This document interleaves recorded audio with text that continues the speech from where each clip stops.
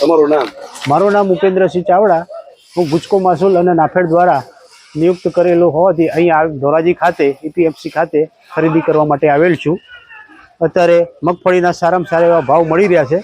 1356 ને 60 પૈસા પ્રતિ મણે મળી રહ્યા છે અને મગફળી અત્યારે પ્રતિ હેક્ટરે 125 મણ ઓછામાં ઓછી અને વધુમાં વધુ 200 મણ લેવામાં આવે છે અને દરેક ખેડૂતો બી અત્યારે ખુશ છે. ગઈ સાલ કરતાં સારામાં સારો એવો ભાવ મળી રહ્યો છે.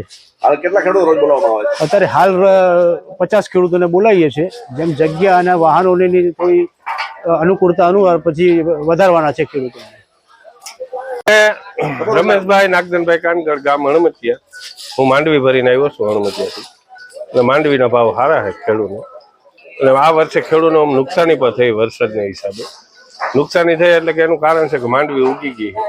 ધૂળવાળી માંડવી થઈ છે. ધૂળ બહુ છોટી છે માંડવીમાં. એ કોઈ વાતે ઉખડે એમ નથી. પણ અહીંયા ખપારી મારવી પડે છે, એટલી તકલીફ છે. પછી તો મારવી પડે તો ધૂળના પૈસા તો કોઈ પણ આપે નહીં. અને માંડવીનો ભાવ આ વર્ષે 27,120 રૂપિયા ભાવ છે.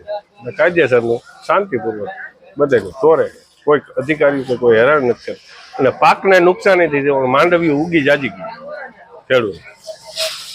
શું કહેશો ભાવમાં? ભાવમાં હારા મારું છે. ગામડે હે ને ભાઈ 21,000 22,000 દે છે. કડ બાંધે 1.5 કિલો. આ લાહામાં લાહો તોલ થાય છે. પેલામાં પેલો ખેડૂત નહીં ફાયદો. તમારું નામ?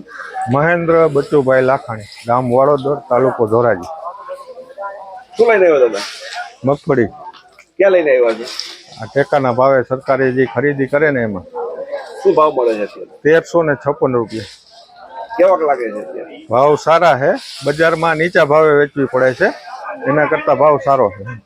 આજે કમોસમ વરસાદ છે, કઈ નુકસાની?